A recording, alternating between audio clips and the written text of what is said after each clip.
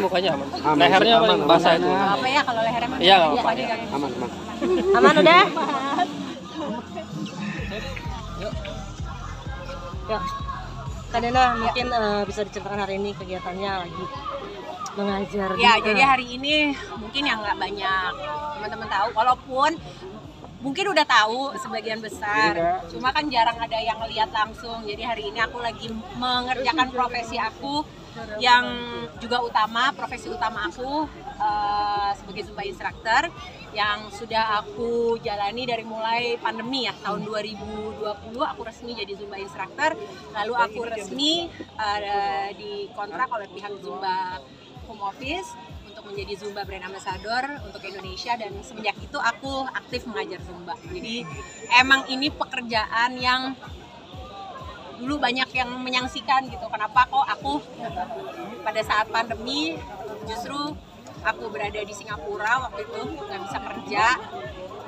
Aisyah masih pengobatan, masih aktif treatment, masih aktif kemoterapi, dolar juga waktu itu sudah mulai naik, perbatasan negara ditutup, berarti aku nggak bisa keluar dari Singapura, jadi otomatis aku nggak bisa bekerja sebagai seorang penyanyi ya, sebagai seorang penyanyi, TV host, TV persona, aktris nggak bisa karena posisinya aku nggak bisa keluar dari Singapura. Aku nggak ada pemasukan, jadi waktu itu yang pikir sama aku cuma gimana caranya aku bisa dapat nafkah, aku bisa dapat sumber nafkah lain nih di masa pandemi ini. Karena udah hampir nggak ada pekerjaan yang bisa jalan kan pada saat itu, kecuali kalau misalnya bekerjanya di bidang medis gitu. Waktu itu langsung aja aku kepikiran, oke, aku mau melakukan mencoba pekerjaan di bidang yang kebetulan aku juga emang happy banget dan suka banget, yaitu olahraga. Dan olahraga yang aku paling favorit dari dulu emang Zumba, karena ya teman-teman lihat sendiri ya, olahraganya kan musik, kita joget, kita happy gitu, dan ada unsur entertainingnya juga gitu. Jadi aku merasa ini kayak udah jiwa aku di sini. Akhirnya aku ambil trainingnya, sertifikasinya. Aku dapat sertifikasinya itu kalau nggak salah di hari Rabu. Hari Minggunya aku langsung ngajar, buka kelas online. Saking aku kepengen cepet-cepetnya menghasilkan uang dari situ gitu. Dan banyak sih waktu itu, termasuk mama aku juga yang kayak, kamu yakin nak gitu, karena mungkin kalau almarhumah ya mikirnya, karena pada saat itu aku juga udah lumayan gitu kan, yakin mau memulai lagi pekerjaan di sebuah bidang yang aku baru banget, dan berarti kan aku harus mulai dari nol ya. Kalau di musik aku udah bertahun-tahun, udah puluhan tahun gitu, tapi kalau di Zumba itu berarti kan aku harus mulai lagi dari nol gitu. Aku bilang nggak apa-apa mah, bismillah, doain aja, aku bilang.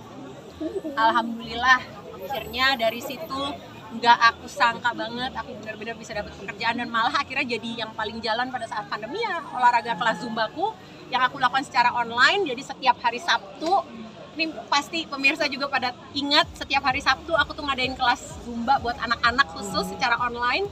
Muridku tuh banyak, anak-anak semuanya ada di Indonesia, dari anak umur 6 tahun sampai anak umur 15 tahun. Setiap hari Sabtu, setiap hari Minggu aku bikin kelas Zumba khusus dewasa, dan itu aku lakukan dua kali seminggu. Dan akhirnya mulailah datang pekerjaan mengajar Zumba online dari perusahaan-perusahaan, dari instansi pemerintahan, dan alhamdulillah ya Allah, pertolongannya, aku menganggap itu pertolongan Allah juga. Akhirnya sekarang aku bisa punya satu studio olahraga di Jakarta Selatan, partner juga di situ juga Zumba kita. Dan akhirnya ya udah, akhirnya sampai sekarang kalau saya pekerjaanku apa ya, musisi dan juga instruktur Zumba. Kamu masih ingat gak mungkin dengan bayar apa namanya ketika memulai Zumba? Bunda, dulu kita buka kelas satu orangnya berapa? Pertama kali kelas aku kan di kelas kamu. Oh iya benar, itu online kelas ya? Online kelas, berapa per member? Bayarnya? Itu masih kayaknya 35.000 something kan ya? 35.000 satu member, karena kelas online ya. Dan waktu itu kelas pertama aku adalah kelasnya coach aku, yang merupakan partner aku juga, sekarang partner kerja aku di Raga Indonesia, Coach Luti. Beliau itu juga pelatih olahraga aku, dan kelas pertama Zumba yang aku ajar adalah di kelasnya Coach Luti. Jadi setengah jam Coach Luti ngajar strength, setengah jam berikutnya aku dikasih kesempatan sama dia untuk, Kak, kamu mau mulai ngajar pertama kali di kelas aku bikin kelas Zumba belakangnya setengah jam akhirnya. Dan ya itulah waktu itu kita narik itu, dan akhirnya dibuat, kita bikin perusahaan bersama Raga Indonesia. Akhirnya kita bikin kelas bersama, kelas rutin setiap minggunya. Itu mulai kelas rutin berapa tuh per orang yang waktu itu? 50.000 pada saat itu. Ini udah berubah nih Kak dengan harga sekarang. Sekarang aku sudah tidak melakukan lagi kelas online ya, karena memang sewaktu kadang-kadang aja, tapi jarang sekali karena kan orang lebih senang untuk langsung ketemu ya. Apalagi Zumba ini adalah olahraga yang seru dilakukan secara online, tapi kan vibe-nya tuh teman-teman lihat sendiri ya, serunya tuh kalau kita langsung ketemu gitu. Bisa wah, ini tuh stress release banget nih buat kita, apalagi nih kan buat kita cewek-cewek gitu, apalagi pekerja, apalagi mungkin ibu rumah tangga gitu yang dari Senin sampai Jumat atau sampai Sabtu tuh di rumah ngurus rumah tangga. Maaf. Terus tiba-tiba hari Minggu kita dapat kesempatan untuk melepaskan ras. Jadi ini kayak party. Ya, partinya vibe-nya yuk kayak orang party di klub aja, cuma ini party sehat aja. Ya, Sekarang membernya udah berapa, Kak?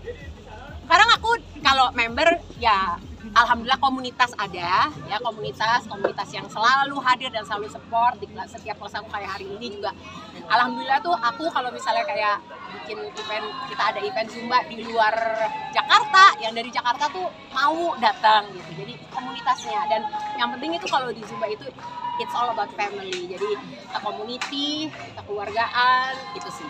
Ini versi terbaik dari kakak masih dengan keputusan yang kakak ambil untuk Alhamdulillah. Sampai sekarang pun masih aku sangat amat lakoni dengan baik, dan di situ aku membuka banyak sekali. Aku nggak nyangka bahwa justru dari olahraga Zumba ya, aku bisa membuka. Allah tuh berikan banyak sekali kesempatan-kesempatan yang Masya Allah luar biasa. Aku nggak pernah sangka aku bisa dapetin. Salah satunya adalah aku akhirnya salah satu lagu aku bersama dengan DJ Jesse Wild menjadi lagu Indonesia pertama yang tadi aku bawain, judulnya Nasi Goreng. Kebetulan DJ Jesse Wild itu adalah orang Bali ya. Kita masukin lagu EDM yang ada unsur tradisionalnya, dan lagu itu diambil oleh Zumba ya untuk diedarkan ke seluruh instruktur Zumba yang ada di seluruh dunia. Lagu itu ada gamelan Balinya berbahasa Inggris, tapi ada Balinya, ada bahasa Indonesianya, dan bisa bayangkan betapa bahagianya dan bersyukurnya aku bisa tahu bahwa ada lagu Indonesia dengan unsur tradisional Indonesia yang bisa diputar di kelas-kelas Zumba di seluruh dunia gitu. Dan itu Masya Allah, itu adalah kesempatan yang terbuka oleh Zumba. Yang lain lagi kesempatannya adalah aku dapat kesempatan untuk mengeluarkan sebuah single, bekerja sama dengan musisi dan produser dari Amerika. Mereka produser hebat, ada 3 orang, 1 rapper juga, yang 2 adalah produser yang luar biasa, DJ. Kita ngeluarin lagu dan aku menyanyikan lagu berbahasa Spanyol, dan lagu itu juga dirilis untuk Zumba di seluruh dunia. Jadi ini adalah kesempatan-kesempatan yang akhirnya aku bisa dapatkan, aku tidak sangka bisa dapetin dari Zumba. Kak, banyak berkah yang kamu dapati, ini bisa dibilang berkah anak juga nggak sih Kak? Berkah Rezeki anak. pasti, doa anak juga, rezekinya Aisyah juga pasti. Karena kan doa aku ya sebagai seorang ibu ya, kita semua sama. Apalagi mungkin di sini para ibu yang juga merasakan jadi ibu tunggal ya, ibu tunggal bekerja untuk anak. Doa kita tuh setiap hari, ya Allah, kok begitu aja udah. Jadi apa, doanya tuh kan setiap hari gimana sih, kayak berikan kemampuan gitu untuk kita nih, untuk bisa memberikan kehidupan yang terbaik untuk anak, apapun itu ya kan. Kayak misalnya semuanya pasti tentunya selain memberikan bimbingan yang baik, membimbing, mengajarkan agama sebaik-baiknya dan segala macam, tapi juga kan bisa memberikan semua yang terbaik, pendidikan yang terbaik, kesehatan semua yang terbaik, dan semua itu ya mau nggak mau memang kita harus kerja karena butuh cuan. Gitu. Jadi ya doanya sama Allah kan selalu itu. Makanya kalau dibilang rezeki anak, betul, karena kan doanya selalu supaya saya bisa memberikan kehidupan kita. Dan perjuangan Kak. Wah, boleh banget. Aku harus senang banget, pasti. Dan dia itu jujur, Zumba itu, olahraga Zumba itu, pada saat aku pertama kali jadi instruktur Zumba, akhirnya pada saat itu dia masih kemo ya. Dan dia itu kakinya itu kan lemah pada saat itu ya. Malah sempat lama tuh dia harus aku pakaiin kursi roda karena dia kakinya tuh nggak bisa jalan jauh, gampang capek, gampang lemes, kesandung, gampang jatuh kalau lagi jalan. Tapi salah satu yang bikin dia happy itu adalah di saat aku lagi ngajar Zumba. Jadi kalau aku ngajar Zumba online, ini aku, ini laptopku, ngajar nih kan, muridku kan di laptop nih kameranya, di belakangnya laptopku tuh Aisyah ngikutin aku. Jadi nanti dia ngikutin aku ya, kadang-kadang sambil duduk, tangannya aja ikut gitu. Akhirnya aku mikir, dari situ aku mikir, oh aku kayaknya harus ambil sertifikasi license untuk mengajar kelas Zumba untuk anak. Dan akhirnya waktu itu kita bikin kelas Zumba. Anak pertama aku adalah bekerja sama dengan rumah singgah untuk anak-anak kanker yang ada di Indonesia. Ada 2 waktu itu rumah singgah.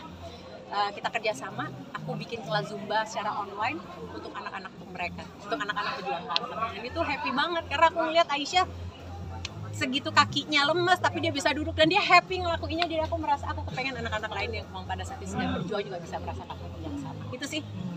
Ini versi terbaik kakak di tahun ini. Alhamdulillah. Ya, manusia itu kan nggak ada yang puas. Kalau ditanya happy-nya, udah happy 100% nggak sih? Mana ada sih manusia yang happy 100%? Tapi kita semua diajarkan untuk jangan ngelihat apa-apa yang kurang, tapi syukuri apa-apa yang kita sudah punya. Yang mungkin orang lain nggak punya dan sulit untuk bisa mendapatkan itu dan berdoa untuk itu. Hal-hal yang mungkin nggak kita sadari gitu. Jadi bersyukur. Masih banyak KPR-nya, masih banyak nggak permintaannya sama Allah. Tiap malam masih nangis ini saya sama Allah, ya Allah minta ini, minta itu, minta ini, minta itu gitu. Walaupun dalam hati kadang-kadang, lu minta mulu deh nah. Tapi habis kita nih hambanya Allah, kalau nggak mintanya sama Allah sama siapa? Gitu kan. Jadi permintaannya masih banyak. Tapi kan ini juga terwujud dalam waktu dekat ini apa? Yang dalam waktu dekat, aduh, aku udah mikirnya pokoknya prioritasku tuh aku kepengen Aisyah sehat, sehat terus. Aku pengen Aisyah sehat terus. Kalau boleh, aku kepengen bisa terus dampingin Aisyah, bisa ngelihat dia nanti sukses di pekerjaannya, di hidupnya, di rumah tangganya, lihat dia sehat terus, lihat dia ngasih aku cucu, aku bisa menghabiskan hari tua aku dengan Aisyah dan cucu-cucuku gitu. Tapi pokoknya yang paling penting prioritasnya Aisyah sehat. Gitu. tapi selama perjuangan ini kan lumayan jauh ya, maksud udah lama banget berjuang ini. Maksudnya sekarang kayak lagi diangkat juga nih, gimana? Setiap manusia apapun itu pasti tetap aja ada cobaannya, tetap aja pasti ada perjuangannya masing-masing. Tapi kita syukuri apa yang sudah ada. Ya, gitu. Oke, teman-teman semua. Terima kasih ya. Terima kasih ya. Operasi plastik. Ya, aku habis operasi plastik yang kedua, yang 2023 kemarin. Aku operasi plastik yang pertama, melakukan lower facelift waktu itu di Korea dengan Dr. Song. 2025 kemarin aku berangkat lagi ke Korea untuk melakukan prosedur facelift juga. Cuma kalau yang 2023 itu yang dikencangkan itu adalah wajah bagian bawah. Jadi dari pipi sini ke bawah sampai sini.